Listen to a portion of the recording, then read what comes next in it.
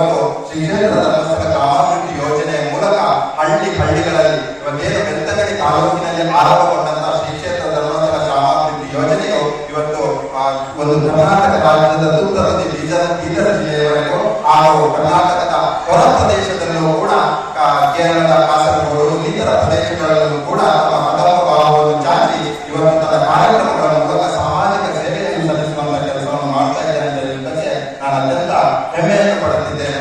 ಯಾಕಂದ್ರೆ ಇವತ್ತು ಸಮಾಜಕ್ಕೆ ಬೇಕಾದಂತಹ ವಿವಿಧ ವಿಶೇಷ ಜ್ಞಾನದೀಪ ಕಾರ್ಯಕ್ರಮಗಳಿರ್ಬೋದು, ಅದರೊಂದಿಗೆ ಮಹಿಳಾ ಧಾರ್ಮಿಕ ಕಾರ್ಯಕ್ರಮಗಳಿರ್ಬೋದು, ಜನಮಂಗಲ ಕಾರ್ಯಕ್ರಮದ ಮೂಲಕ ವಿವಿಧ ವೀಲ್ ಚೇರ್ಗಳನ್ನು ಕೊಡುವಂತದ್ದಿರ್ಬೋದು, ವಿವಿಧ ಸುಜ್ಞಾನ ನಿಧಿ ಶಿಷ್ಯವೇತನಗಳನ್ನು ಕೊಡುವಂತದ್ದಿರ್ಬೋದು, ನಿರ್ಗತಿಕರಿಗೆ ಮಾಸಾಸನಗಳನ್ನು ಕೊಡುವಂತದ್ದಿರ್ಬೋದು, ಶಾಲೆಗಳಿಗೆ ಶಿಕ್ಷಕರನ್ನು ಒದಗಿಸಿಕೊಡುವಂತದ್ದಿರ್ಬೋದು.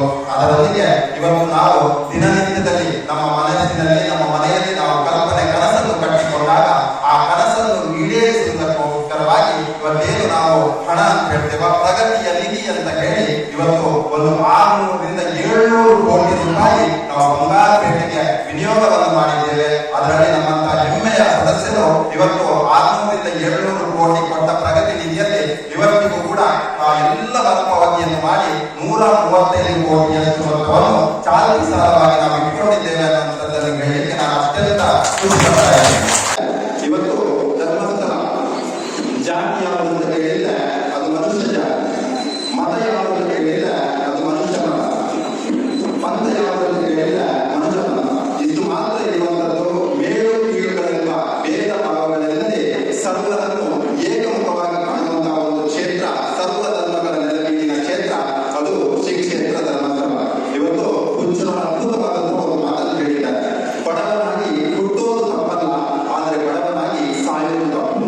ಈ ನಿಟ್ಟಿನಲ್ಲಿ ನಾವೇನಂತ ಹೇಳಿದ್ರೆ ಈ ಒಂದು ವಾಕ್ಯವನ್ನು ಪರಿಪಾಲನೆ ಮಾಡಿಕೊಂಡು ಇವತ್ತಿಗೂ ನಾವು ಸಂಘವನ್ನು ರಚನೆ ಮಾಡಿಕೊಂಡು ಆ ಸಂಘದ ಮುಖೇನ ಸಂಘಟನೆಯ ಮುಖೇನ ಇವತ್ತು ನಾವು ಮುಂದಡಿಯನ್ನು ಇಡ್ತಾ ಇದ್ದೇವೆ.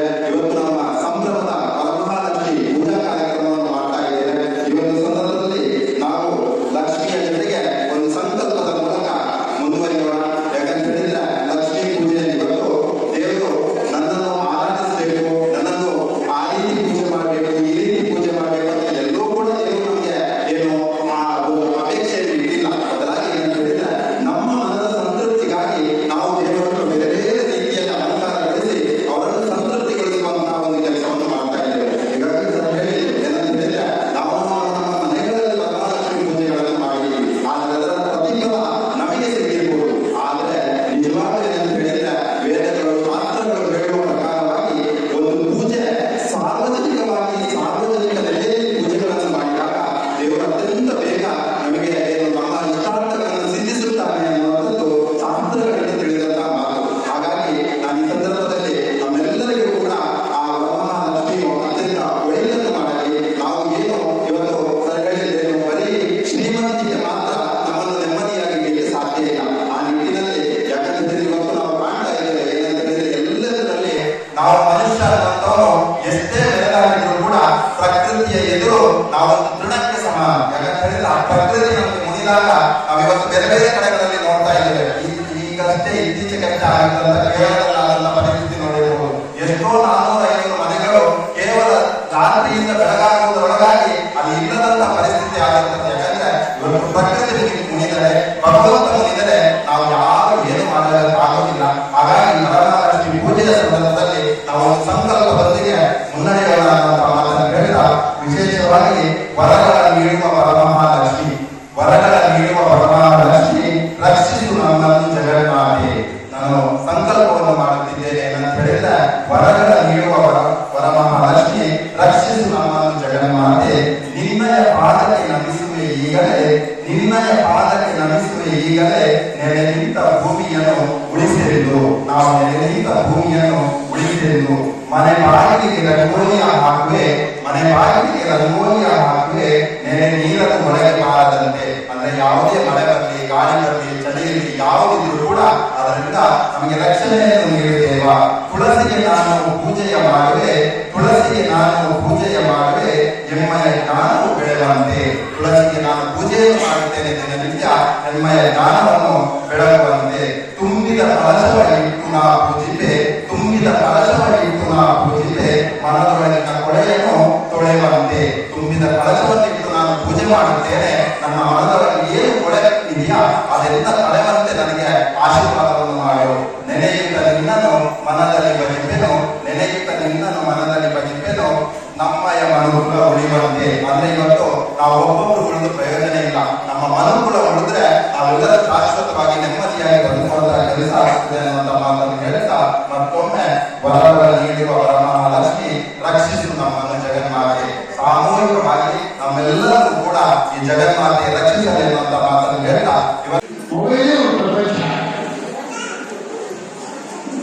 ದೇವರು ಬೇಡ, ಒಂದು ಕಾರ್ಯಕ್ರಮ ಬೇಡ, ಯಾರು ಬೇಡ, ಅವರಾಯಿತು ಅವ್ರು ಬೇಡ.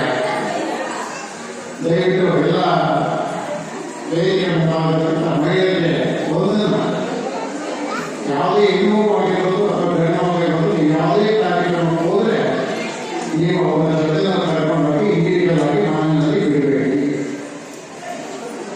ಇಂಡಿವಿಜುವಲ್ ಆಗಿ ಮನೆಯಲ್ಲಿ ಬಿಟ್ಟರೆ ಅವ್ರಿಗೆ ನಮ್ಮ ಧರ್ಮ ಮತ್ತು ಆಚಾರಗಳನ್ನ ಕಲಿಯೋದು ಯಾವಾಗ, ನೀವು ಕಲಿಸೋದು ಯಾವಾಗ?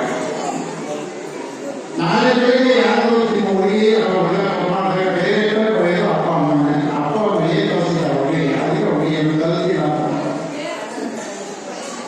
ಈ ಕಾಲದಲ್ಲಿ ನಮ್ಮ ಆಚರಣೆ ವಿಚಾರಗಳು ಕೆಲವರು ಈ ಗ್ರಾಮಸ್ಥರು ಏನು ಪುಣ್ಯ ಮಾಡಿದರೋ ತಿರುಪತಿ ಒಪ್ಪಂದ ನಿಮ್ಮವರು ಇಟ್ಕೊಂಡಿದ್ದಾರೆ. ತಿರುಪತಿಗೆ ಹೋಗೋಷ್ಟೇ ಇಲ್ಲ, ಇಲ್ಲ ವೆಂಕಟರಮಣ ಸ್ವಾಮಿ ಪ್ರತಿನಿತ್ಯ ಅರ್ಧ ಗಂಟೆ ಅಥವಾ 20 ನಿಮಿಷ ದೇವಸ್ಥಾನಕ್ಕೆ ಹೋಗ್ಬೇಕು ಅಂತ ಒಂದು ಸಂಕಲ್ಪವನ್ನು ಮಾಡಬೇಕು. ಮನೆಯಲ್ಲಿ 100 ಕೆಲಸ ಇರುತ್ತೆ. ಮತ್ತೆ ಎಲ್ಲರೂ ಟಿವಿ ಮೇಲೆ ಕೂತ್ಕೊಂಡು ಸೀರಿಯಲ್ ಬಿಡದೆ ನೋಡ್ತಾರೆ ಗಂಟೆ ಅದನ್ನ ಬಿಟ್ಟು. ಯಾಕೆ ನಮಗೆ ಬೇಕಾಗಿರ್ತಕ್ಕಂಥದ್ದು ಮನಸ್ಸಿಗೆ ನೆಮ್ಮದಿ. ಆ ನೆಮ್ಮದಿ ಬೇಕು ಅಂತಂದ್ರೆ ದೇವರ ಹತ್ರ ಬರಬೇಕು, ದೇವರ ಮುಂದೆ ನಿಂತ್ಕೋಬೇಕು, ದೇವರಿಗೆ ನಮಸ್ಕಾರ ಮಾಡಬೇಕು. ಅಕ್ಷತೆ ಕೊಡ್ತಕ್ಕಂತಹ ಮಂಗಳಾರತಿ ಮತ್ತೆ ಕೀರ್ತವನ್ನು ಸೇವನೆ ಮಾಡಿದ್ರೆ ನಮ್ಮ ಮೈ ಬೆಳಗಾಗುತ್ತೆ. ಒಂದು ದೇವಸ್ಥಾನದಲ್ಲಿ ಒಂದು ಗ್ರಾವಿಟಿ ಪವರ್ ಇರುತ್ತೆ, ಶಕ್ತಿ ಇರುತ್ತೆ. ಅದಕ್ಕೆ ದೇವಸ್ಥಾನಕ್ಕೆ ಬರಬೇಕು.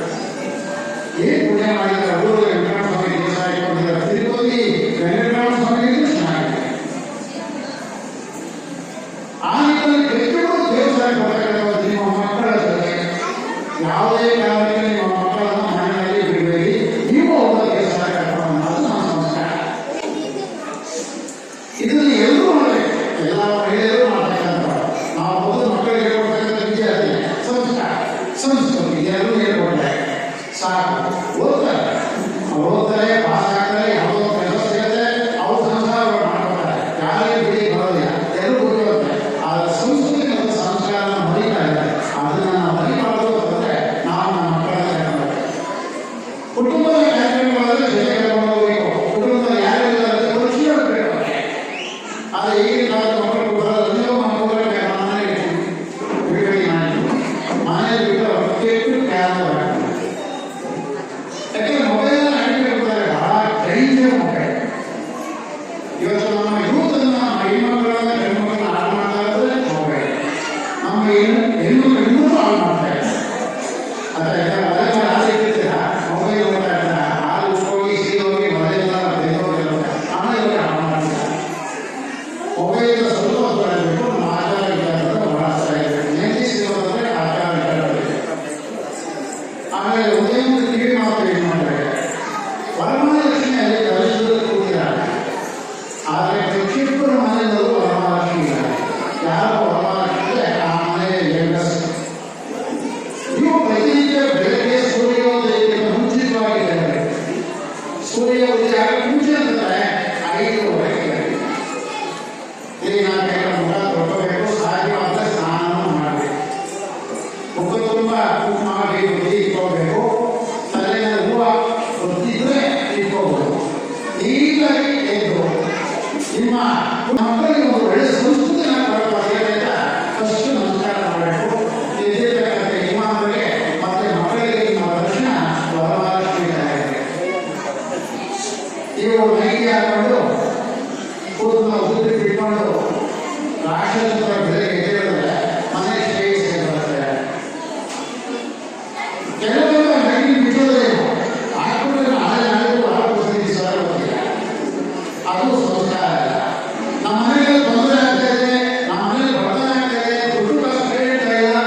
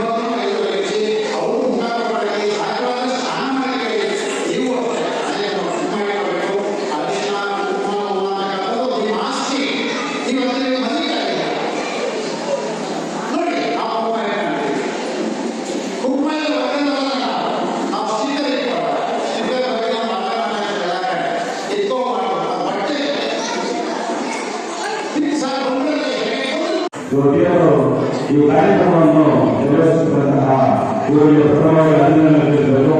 ನಮ್ಮಲ್ಲಿ ಇವತ್ತು ಈ ವರಮಹಾಲಕ್ಷ್ಮಿ ಹಬ್ಬ ಮುಗಿದಿದೆ. ಈ ಆಟಗಳನ್ನು ಮಾತಾಡಿದರೆ ಗಡಿಗೆಲ್ಲ ಮಾತಾಡಿದರೆ ಏನು ಮಾತಾಡಬೇಕಿಲ್ಲ. ಅದನ್ನು ಅದೇ ಹೇಳಲು ಇಷ್ಟಪಡ್ತಿದ್ದೇನೆ. ಈ ಏನು ಒಂದು ಶ್ರೀ ಧರ್ಮಸ್ಥಳ ಸೇವಾ ಸಂಸ್ಥೆಯಿಂದ ನಮ್ಮ ಸುಮಾರು ಮಲ್ಲಪೇಟೆ ತಾಲೂಕಿಗೆ 600-700 ಕೋಟಿಗಳನ್ನು ಮೀಸಲಿಟ್ಟಿದ್ದಾರೆ, ಖರ್ಚು ಮಾಡಿದ್ದಾರೆ. ಮುಖ್ಯವಾಗಿ 40 ಬರೀ ಮಹಿಳಾ ಮಾತ್ರ ಹಣ ಮೀಸಲಿಡಲಾಗಿರುವುದು. ಸುಮಾರು 10 ಜನರ ಕಾರ್ಯಕ್ರಮಗಳಿಗೆ ಇವಾಗ ಶಾಲಾ ಕಟ್ಟಡ ಅಭಿವೃದ್ಧಿ ಆಗಿರ್ಬೋದು, ಕೆರೆ ಉಳಿಸುವ ಕಾರ್ಯಕ್ರಮಗಳಾಗಿರ್ಬೋದು, ಕುಡಿಯುವ ನೀರಿನ ವ್ಯವಸ್ಥೆ ಆಗಿರ್ಬೋದು, ಚರಂಡಿ ಆಗಿರ್ಬೋದು ಮತ್ತು ಪ್ರತಿಯೊಂದು ಸಮಾಜಮುಖಿ ಕಾರ್ಯಕ್ರಮಗಳಿಗೆ